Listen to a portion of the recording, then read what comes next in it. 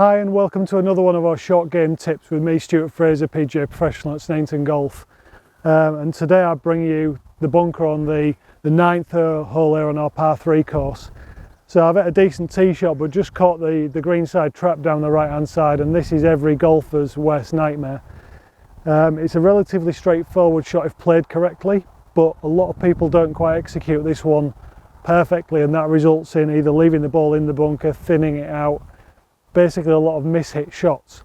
But what I'm going to do is I'm going to teach how you can improve your technique. You can strike this ball more consistently, more correctly, and get the ball out of the bunker every single time with a decent level of success. Really, it's all about, first of all, picking the correct club for the job.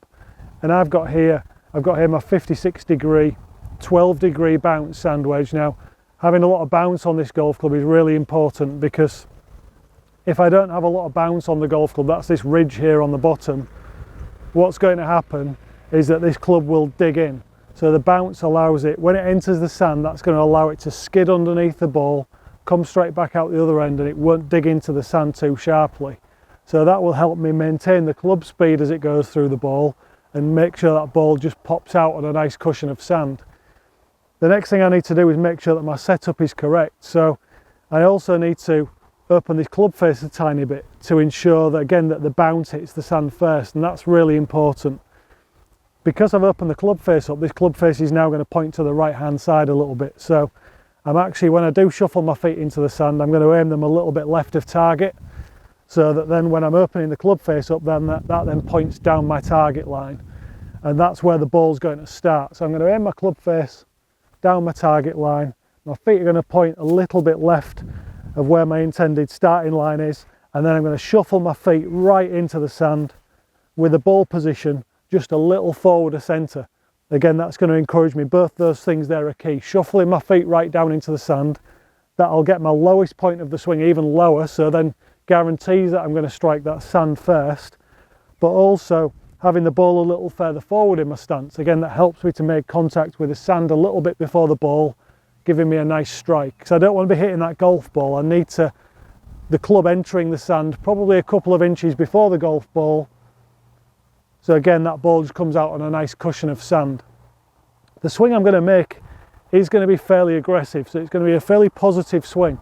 You've got to remember that when you hit this shot, there'll be a good chunk, maybe an inch or so of sand in between the ball and the club face. So that's really going to deaden the impact quite a lot. And most of the faults I see with people are not hitting the ball hard enough. So thinking that they're just able to then, from this position, they can just chip it out, and that sand gets in between club face and the ball just literally pops about 2 or 3 feet in front of them and stays in the bunker.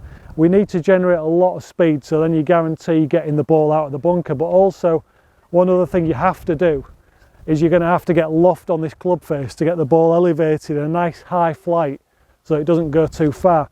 And there's a couple of little drills we can do to make sure you're getting loft on this club at impact. Most people tend to swing it the same as normal, but we actually need to be adding loft and making sure you really get that club face fanning open on the way back. And to do that, a nice little drill I like using is getting a clump of sand on the club face in your setup position. So you balance that sand on the club face, and then the feeling of the backswing should be just maintaining that sand, keeping it on the club face until I get to here, and then throwing it over my right shoulder. If I actually take loft off this club on the way back and don't do my backswing quite correctly, what you'll see is that sand falls off the club face much too early, and that means I've got too little a loft on this club face. So once again, I'm going to get some sand on the club face, and all the correct positions will make sure that sand stays on until I throw it over my right shoulder. And then when I come back down to impact, I'll have lots of loft on the club face, and it'll mean a nice high flying soft landing shot. So let's put that into practice. Let's try and have a shot. So I'm just going to get my setup correct. Ball slightly forward, feet shuffled well below the level of the golf ball, and then I'm going to have a swing. So it's a nice full swing. I'm just going to try and hit that sand a couple of inches behind it.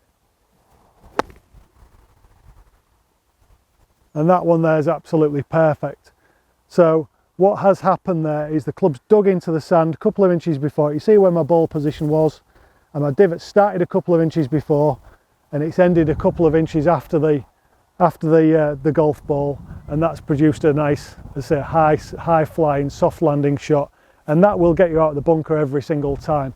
You've just got to remember to use the bounce of the club, so get the correct club first, make sure the club has plenty of bounce by opening the face up, and then just hit the sand in the right hard, but generate lots of club head speed, and then that golf ball is going to come out of the bunker every single time.